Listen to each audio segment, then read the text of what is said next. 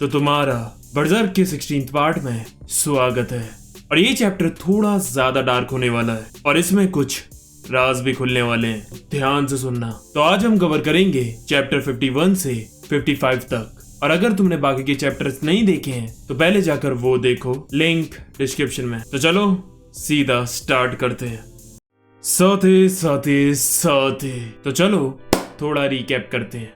तो पिछली वीडियो में हमने देखा था कि कैस्का और गर्ड्स एक दूसरे के साथ एक अटूट बंधन में बंध चुके हैं। एक साल से उस कालकोठरी में पड़े ग्रिफिथ के अंदर गर्ड्स के लिए नफरत बढ़ रही थी, क्योंकि उसे लग रहा था कि ये सब उसी की वजह से हुआ है। और अब वो ग्रिफिथ को बचाने के लिए निकल चुके हैं, जहां वो खुफिया रास्ते से कैसल के अंदर घुस चुके हैं और उसमें इनकी मदद करती है खुद प्रिंसेस शार्लेट। और अब आगे देखते हैं कि क्या होता है।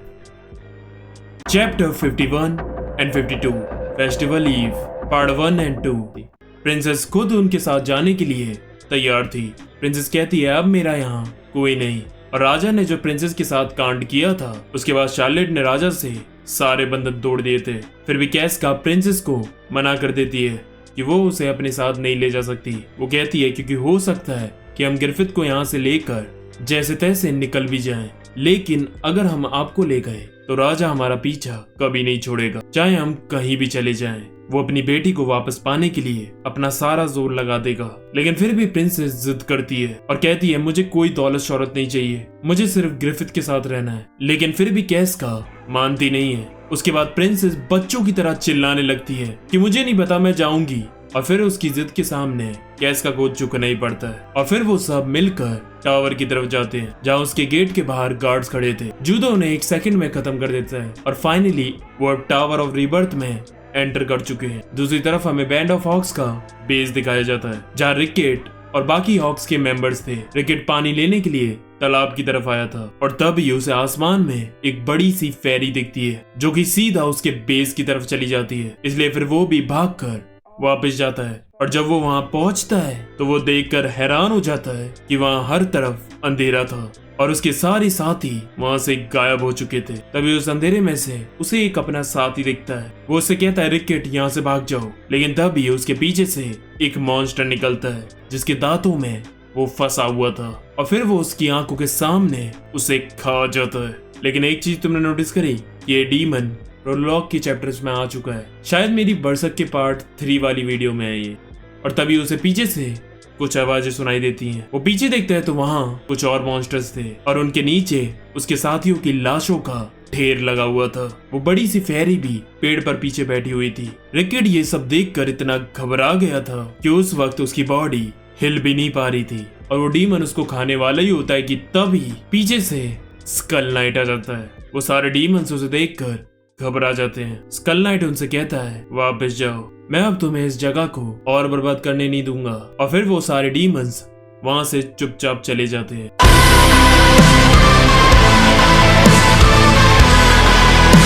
रिकेट अभी भी शौक में था, ये सब हुआ क्या, मेरे इतने सारे साथी एक झटके में मारे गए। फिर वहां से स्कल नाइट भी चला जाता है। चैप्टर 53 1000 ईयर फीवडम। अब गर्ड्स और बाकी सब मिलकर टावर के अंदर पहुंच जाते हैं और वो टावर की हालत देखकर हैरान हो जाते हैं, क्योंकि वो टावर काफी खतरनाक था। साइडों में सीढ़ियां थी और उसके बीच में एक बड़ा सा गड्ढा और सीढ़ियां भी बीच बीच में टूटी हुई थी। एक जगह तो एक कैदी प्रिंसेस को बुरी तरह डरा देता है। अब देखो प्रिंसेस के पापा हरामी तो हैं, लेकिन ये है तो पापा की परी ही। वो कहती है मुझे ग्रिफिथ से तो मिलना है, लेकिन मेरे पैरों में अब दर्द हो रहा है। गर्ड्स बोलता है इसके तो नखरे खत्म नहीं होंगे और इसीलिए वो प्रिंसेस को उठा लेता है। उसके बाद चलते हुए गर्ड्स पूछता है ये बीच में जो होल है ये कितना गहरा है। प्रिंसेस कहती है किसी को नहीं पता, मेरे पापा ने बताया था कि ये होल पहले से यही था। इस गड्ढे के इर्द गिर्द ये टावर बनाया गया है। ये मिडलैंड किंगडम कैसे बना, इसके ऊपर एक कहानी भी है। लगभग 1000 साल पहले ये पूरा देश एक नहीं था। इधर छोटे छोटे गाँव और डिफरेंट ट्राइब्स के लोग रहते थे, जो आपस में लड़कर खून बहाते थे। ये डिस्ट्रक्शन एंडलेस थी। लेकिन फिर एक दिन एक राजा आया, किंग गेसरिक, जिसने वो कर दिखाया जो आज तक कोई नहीं कर पाया था। उसने इस पूरे देश को यूनाइट करके एक किंगडम बनाया और उस पर राज किया। और ये अचीव करने के लिए उसने पता नहीं कितने लोगों का खून बहाया। लेकिन उसके जाने के बाद हिस्ट्री से उसका नामो निशान मिट गया। जैसे वो कभी था ही नहीं। गर्ट्स सोच रहा था ये तो बिल्कुल ग्रिफिथ जैसा है। और किंग गेसरिक अपने मुंह पर एक स्केलेटन का मास्क भी पहन के रखता था। ये सुनकर गर्ट्स हैरान हो जाता है क्योंकि अभी 1 साल पहले उसे एक ऐसा ही नाइट मिला था। प्रिंसेस बताती है लेकिन फिर एक दिन भगवान ने 5 एंजल्स को भेजा किंग गेसरिक को सजा देने के लिए। और उस रात बहुत तेज तूफान आया और उस एक रात में वो पूरा शहर गायब हो गया और यहाँ ये गहरा गड्ढा छोड़ गया। जूतो कहता है ये कहानी तो मैंने भी सुनी है, लेकिन मैंने सुना था कि वो 4 एंजल थे। फिर गलती से कैस्का की मशाल उस गड्ढे में गिर जाती है और फिर हमें दिखाया जाता है कि उस गड्ढे के नीचे कंकालों के ढेर लगे हुए थे और उन सब पर ब्रांड ऑफ सैक्रिफाइस का निशान बना हुआ था। समझने वाले समझ गए होंगे कि उस रात क्या हुआ और अभी तक स्कल नाइट जिंदा कैसे है। जिसे समझ में नहीं आया तुम जल्दी ही समझ जाओगे। फिर वो सबसे आखिरी कमरे तक पहुंच जाते हैं जहाँ ग्रिफिथ को रखा गया है। वो दरवाजा खोलते हैं तो वहाँ काफी अंधेरा था। हल्के से आगे चलने पर उन्हें एक कंकाल सी बॉडी वहाँ पड़ी मिलती है जो कि असल में ग्रिफिथ था। अगर वीडियो अच्छी लग रही हो तो लाइक करना मत भूलना और शेयर करना भी, तुम्हें पता है वो ज्यादा इंपॉर्टेंट है। और जो भी नए आए हैं इस चैनल पर वो सब्सक्राइब करो। जल्दी से जल्दी 10 के हिट करने हैं। Chapter 54 reunion in the एबिस।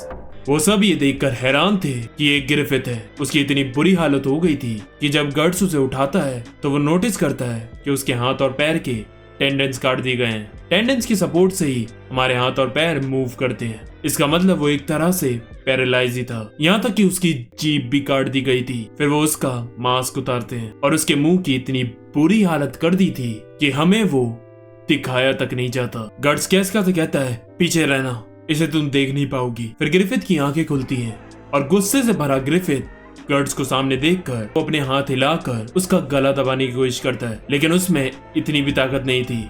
गर्ट्स को लगता है कि वो उसे गले लगा रहा है। वहाँ गर्ट्स के आंसू देखकर ग्रिफिथ का गुस्सा भी शांत हो जाता है। तभी पीछे टॉर्चरर आकर दरवाजा बंद कर देता है और कहता है ये दरवाजा नॉर्मल दरवाजे जैसा नहीं है। कितनी भी कोशिश कर लो तुम इससे बाहर नहीं निकल पाओगे और अब तुम सबका भी यही हशर होगा। गर्ट्स कहता है तुम ही ने इसकी ऐसी हालत की। वो कहता है हाँ, मुझे इसे टॉर्चर करने में बहुत मेहनत लगी और उतना ही ज्यादा मजा भी आया। पहले इसके टेंडेंस काटे ताकि ये यहाँ से भाग ना पाए। उसके बाद मैंने आयरन रॉड और नेल को गर्म करके इसके शरीर में घुसेड़ा, लेकिन ध्यान से, ताकि कोई भी इंटरनल ऑर्गन डैमेज ना हो। आखिर मैं एक प्रोफेशनल टॉर्चरर हूँ और जब मैंने इसकी खाल को उतारा तो उसमें मजा ही अलग था। इसके सुंदर स्किन के अंदर वो गुलाबी मसल्स, ऐसी बॉडी सिर्फ हजारों में किसी एक की होती है। और हाँ, लास्ट में मेरा लकी चार्म, इसकी जीभ। और तभी गर्ट्स उस दरवाजे को तोड़ता हुआ उसकी छाती में अपनी तलवार आर पार कर देता है और फिर चाकू से उसकी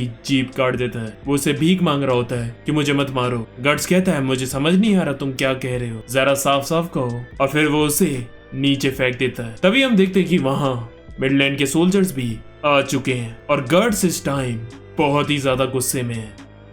चैप्टर 55 अ वे थ्रू।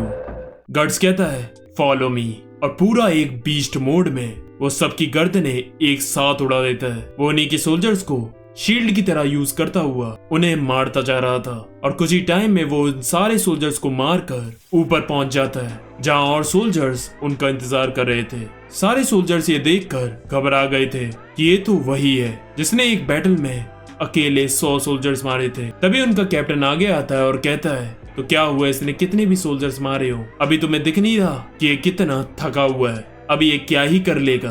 और इतने में गर्ट्स उसका सर इतनी गंदी तरह काटता है कि उसका भेजा बाहर निकल आता है और वो बाकी सोल्जर्स को भी इंस्टेंटली खत्म कर देता है। उस वक्त गर्ट्स पूरा किलिंग मशीन बन चुका था। पीछे खड़े कैस्का और जूडो गर्ट्स को देखकर हैरान हो जाते हैं, यहाँ तक कि ग्रिफिथ भी। तभी ऊपर से कुछ सोल्जर्स उन पर तीर बरसाने की सोचते हैं, लेकिन तभी पीछे से राजा आकर उन्हें रोक देता है और कहता है बेवकूफों, हमला मत करो, मेरी बेटी को कुछ हो गया तो।